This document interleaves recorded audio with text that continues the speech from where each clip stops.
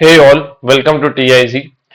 Nifty और bank Nifty के analysis को देखते हैं based on demand and supply theory. जैसा कि हम जब भी एक अपॉर्चुनिटी बनती है based on demand and supply theory या कुछ भी लर्निंग पर्पस के लिए होता है तो हम वीडियो को बनाते हैं और जो भी इंस्टीट्यूशंस एक्टिविटी होती है निफ्टी और बैंक निफ्टी इंडेक्स में उसको एनालाइज करते हैं और ये तय करते हैं कि इंस्टीट्यूशंस की डायरेक्शन क्या है या आने वाले टाइम में क्या डायरेक्शन हो सकती है।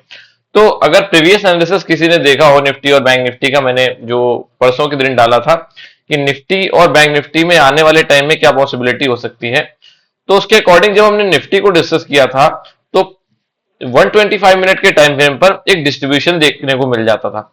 डिस्ट्रीब्यूशन क्या होता है? डिस्ट्रीब्यूशन बेसिकली क्या होती है? वीक बाइंग होती है। अगर डिस्ट्रीब्यूशन ऑफ बाइंग है तो वीक बाइंग होगी, अगर डिस्ट्रीब्यूशन ऑफ सेलिंग है तो वीक सेलिंग होगी। तो निफ्टी में जो पैटर्न दिख रहा था वो वीक बाइंग का दिख रहा था, क्योंकि अगर हम इन बेस कैंडल्स को देख ले और केवल अगर इस कैंडल को छोड़ दें तो बाकी सारी कैंडल क्या थी? बेस कैंडल्स थी। जिन लोगों को ये समझ नहीं आ रहा कि क्या बात हो रही है, डिमांड एंड सप्लाई थ्योरी क्या है, उनके लिए मैंने ऑलरेडी एक वीडियो बनाया है, how to trade demand zone से सप्लाई जोन। उस वीडियो का लिंक मैं डिस्क्रिप्शन बॉक्स में दे दूंगा। उस वीडियो को आप देखिए, उसके बाद इस एनालिसिस को देखेंगे तो आपको एक बेटर अंडरस्टैंडिंग आएगी, क्लैरिटी आएगी कि क्या बातें हो रही हैं और क्या इंस्टीट्यूशंस होते हैं, कैसे काम करते हैं, डिमांड सप्लाई थ्योरी क्या है। तो वापस आते हैं एनालिसिस पर।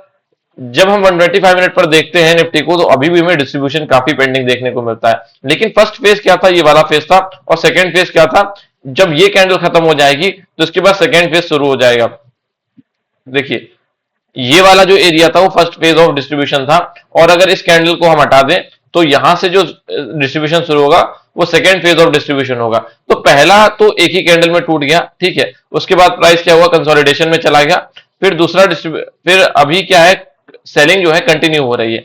और ये सेलिंग कंटिन्यू होने के पीछे रीजन क्या है कि कोई भी स्ट्रॉन्ग डिमांड जोन अभी नहीं देखने को मिल रहा है। ये स्लाइट रिएक्शन लास्ट मोमेंट पर आज के दिन देखने को मिल गया। यही रिएक्शन हमने डिस्कस किया था प्रीवियस वीडियो में। और ये रिएक्शन का रीजन क्या है? 75 मिनट का डिमांड जोन जो हमने देखा था उसकी वजह से ये रिएक्शन आया है।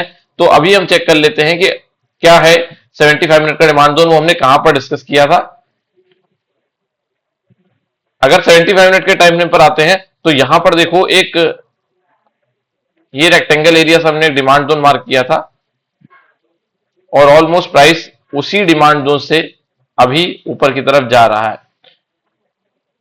अगर किसी ने प्रीवियस एनालिसिस देखा है तो उसको ये पता है कि यहां से रिएक्शन क्यों आ रहा है। क्योंकि क्या हुआ, जब हमने निफ्टी को डिस्कस किया था ओवरऑल, मतलब सारे टाइम फ्रेम पर, जो पिछली वीडियो है वो बहुत ही इंपॉर्टेंट वीडियो है। अगर किसी को इंडेक्स एनालिसिस समझना है, आने वाले टाइम में क्या पॉसिबिलिटी है इंडेक्स में, कैसे ऑल टाइम हाई जाएगा, कब जाएगा, मतलब क्या पॉसिबिलिटी बनेगी ऑल टाइम हाई जाने के लिए, तो वहां पर मैंने सब कुछ एक्सप्लेन किया है बहुत अच्छे से। तो देखो, ऊपर की तरफ जो सप्लाई जोन था, अभी उस सप्लाई जोन का उस सप्लाई जोन को टच किए बिना निफ्टी आ रही है। और कल के दिन मतलब प्रीवियस एनालिसिस में यही डिस्कस किया था, अगर इस सप्लाई जोन को टच किए बिना निफ्टी नीचे की तरफ आती है तो जो 75 मिनट का डिमांड जोन है इसके चलने के चांसेस बढ़ जाते हैं। क्योंकि क्या होता है कि जो सेलिंग ऑर्डर्स थे, इंस्टीट्यूशंस के हैवी सेलिंग ऑर्डर्स थे, वो कंपैरेटिवली क्या है, अभी ट्रिगर नहीं हुए। सेलिंग आ रही है लेकिन जो सेलिंग जिस पेस से आनी चाहिए उस पेस से नहीं आ रही, क्योंकि पेंडिंग ऑर्डर्स नहीं ट्रिगर हुए हैं। सप्लाई जोन्स पे क्या होते हैं? इंस्टीट्यूशंस के सेलिंग पेंडिंग ऑर्डर्स होते हैं और वो सेलिंग पेंडिंग ऑर्डर्स अभी एग्जीक्यूट नहीं हुए हैं। और जब तक वो सेलिंग ऑर्डर्स एग्जीक्यूट नहीं होंगे तब तक डिमांड जोन ब्रेक करना थोड़ा सा कठिन होता है। ऐसा नहीं कि ब्रेक नहीं होगा, लेकिन उसको ब्रेक करने के लिए नए सप्लाई जोन्स को फॉर्म करना होगा और इनका सहारा लेकर डिमांड जोन को ब्रेक करना होगा। अगर इंस्टीट्यूशन ऐसा नहीं करते हैं, तो सेलिंग इंस्टीट्यूशन ऐसा नहीं करते हैं, तो डिमांड जोन को ब्रेक करना एक बार में कठिन होता है। और सेम चीज देखो यहां पर हुई, जो अगर 75 मिनट का जो डिमांड जोन था उसी डिमांड जोन में आके हमें स्लाइड रिएक्शन देखने को मिल जाता है यहां से। और ये रिएक्शन 25,378 से रिएक्शन देखने को मिला और 478 तक ऑलमोस्ट गया है। उसके बाद क्या हुआ कि एक सेलिंग कंटिन्यू हो गई। इस सेलिंग के पीछे रीजन क्या है? ये डीबीडी का supply zone, drop base drop का सप्लाई जोन बना दिया था इंस्टीट्यूशंस ने। और इस सप्लाई जोन में जैसे ही प्राइस हिट करता है, यहां से हमें एक सेलिंग देखने को मिल जाती है। सेम लाइन अभी जो मैंने बोली कि अगर उन्हें सेलिंग कंटिन्यू करनी है तो सप्लाई जोन फॉर्म करना होगा। अगर हायर टाइम फ्रेम से सेलिंग लेकर आ रहे होते तो ये सप्लाई जोन ब्रेक करने के लिए शायद उतनी मदद नहीं लेनी पड़ती सप्लाई जोन्स की। लेकिन अब इस डिमांड जोन को ब्रेक करने के लिए क्या करना पड़ेगा? इन सप्लाई जोन्स की मदद लेनी पड़ेगी और उसके बाद ही ये सप्लाई जोन, जो डिमांड जोन है, वो ब्रेक होगा। नीचे की तरफ बात करें तो नीचे की तरफ डिमांड जोन प्रेजेंट है, ये एक रैली बेस रैली प्रेजेंट है। इस डिमांड जोन को भी कल के दिन मार्क किया था और एक डिमांड जोन यहां पर प्रेजेंट है। तो सबसे स्ट्रॉन्ग डिमांड जोन यही प्रेजेंट था। अगर ये डिमांड जोन ब्रेक हो जाता है तो इसके और इसके चलने के चांसेस थोड़े से कम हो जाएंगे। लेकिन जब तक प्राइस इस सेलिंग को लेकर नहीं आता तब तक इन डिमांड जोन के चलने के चांसेस हैं कि यहां पर अगर आ गया तो स्लाइड डायरेक्शन देखने को मिल जाएगा। फिर अगर इनको सेलिंग कंटिन्यू करनी है तो फिर एक नया सप्लाई जोन बनाना होगा, फिर इसको ब्रेक करना होगा। सेम सिनारियो यहां फॉलो करेंगे।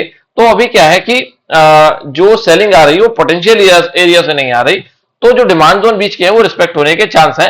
जैसे कि आज हमारा पहला डिमांड जोन अभी स्लाइटली रिस्पेक्ट हो गया, लेकिन क्या उतना अच्छे से रिस्पेक्ट हुआ जितना अच्छे से होना चाहिए वो नहीं हुआ। उसके पीछे रीजन क्या है? 125 मिनट पर डिस्ट्रीब्यूशन, और डिस्ट्रीब्यूशन क्या है? वीक बाइंग को इंडिकेट करता है। और जब तक वीक बाइंग है तब तक जो पोटेंशियल बाइंग आनी चाहिए निफ्टी को ऊपर ले जाने के लिए वो अभी शॉर्ट टर्म में तो नहीं दिखती। अब बात कर लेते हैं कि आने वाले टाइम में क्या होगा। ये तो हमने देख लिया कि निफ्टी में हमने जैसा एनालाइज किया था वैसा हो गया कि नहीं। तो देखो, जैसा कि हमने अभी बात की कि पोटेंशियल सेलिंग एरिया से भी क्या आ रहा, सेलिंग रिएक्शन नहीं आ रहा। जो सेलिंग इस सप्लाई जोन से आनी चाहिए थी अभी नहीं आ रही। अगर मैं पूरी रेंज की बात करूं तो ये वो रेंज है जहां से सेलिंग आनी चाहिए थी, लेकिन अभी इस सप्लाई जोन से सेलिंग नहीं आ रही। अभी बीच से ही कहीं से सेलिंग आ रही है, तो जो सेलिंग है वो स्ट्रांग नहीं है। और अभी क्या है कि ये डिमांड जोन जो नीचे की तरफ अगर डेली टाइम फ्रेम पर अगर देखने जाओगे तो रैली बेस रैली का एक डिमांड जोन फॉर्म किया था, और इस रैली बेस रैली के डिमांड जोन की तरफ अभी प्राइस क्या कर रहा है? लीड कर रहा है। और डेली का डिमांड जोन कंपैरेटिवली स्ट्रांग होता है। किसी भी सप्लाई जोन से सेलिंग नहीं आ रही है तो इस डेली के डिमांड जोन के अंदर जो लोअर टाइम फ्रेम के डिमांड जोन है उनके चलने के चांसेस ज्यादा हो जाते हैं। देखो 125 मिनट पर तो डिस्ट्रीब्यूशन है, ठीक है, लेकिन जब हम लोअर टाइम फ्रेम पर देखने चले जाते हैं तो हमें डिमांड जोन देखने को मिल जाते हैं। तो ये वाला जो डिमांड जोन था इसको हायर टाइम फ्रेम का सपोर्ट नहीं था, लेकिन जो दूसरा वाला डिमांड जोन है उसको क्या है? हायर टाइम फ्रेम का सपोर्ट है। ये वाला जो डिमांड जोन है रैली बेस रैली का डिमांड जोन, अगर कल के दिन सेलिंग कंटिन्यू होती है और प्राइस इस डिमांड जोन के अंदर आ जाता है, देखो तो इसकी जो रेंज है 25254 से लेकर 25178 तक, तो यहां से अगर प्राइस निफ्टी में अगर प्राइस यहां हिट करता है तो यहां से हमें ऊपर की तरफ स्लाइड रिएक्शन देखने को मिल जाएगा।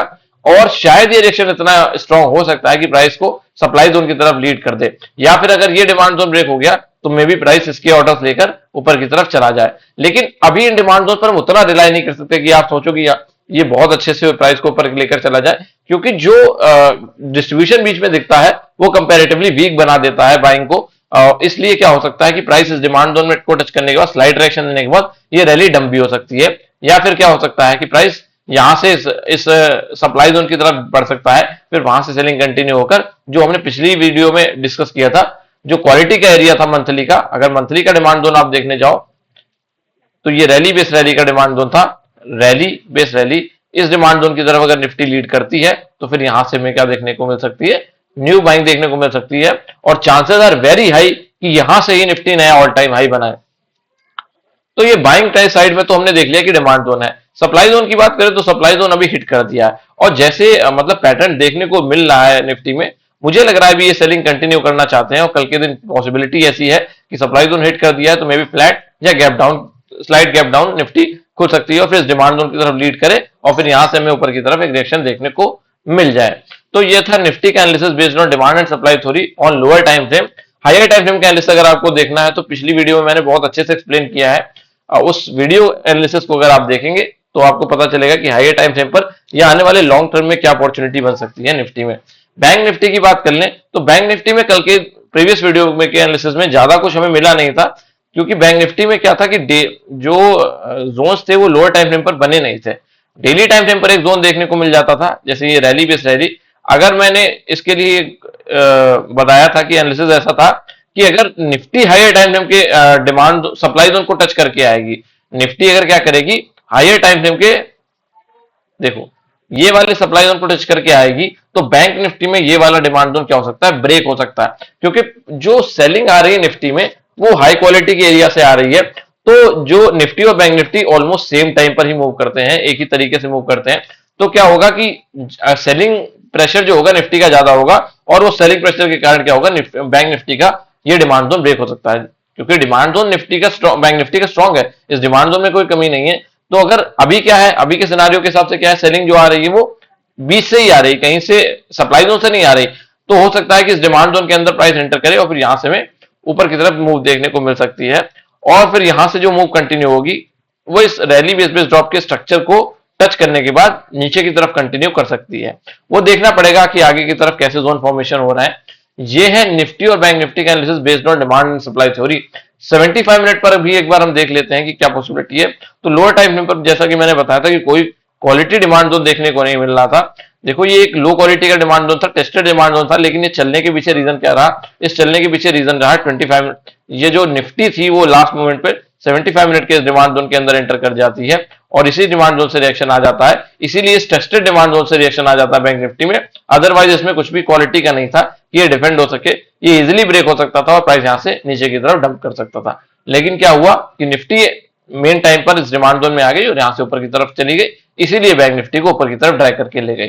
तो चांसेस ऐसे हैं कि अगर प्राइस निफ्टी क्या हो गया इस डिमांड जोन के अंदर आएगी, सेम टाइम पर बैंक निफ्टी इस डिमांड जोन में आएगी, तो यहां से हमें अच्छा रिएक्शन देखने को मिल सकता है, क्योंकि दोनों ही इंडेक्स अपने क्वालिटी डिमांड जोन के अंदर होंगे। इस डिमांड जोन को भी हायर टाइम फ्रेम का सपोर्ट है और ये वाला डिमांड जोन भी हायर टाइम फ्रेम का डिमांड जोन है।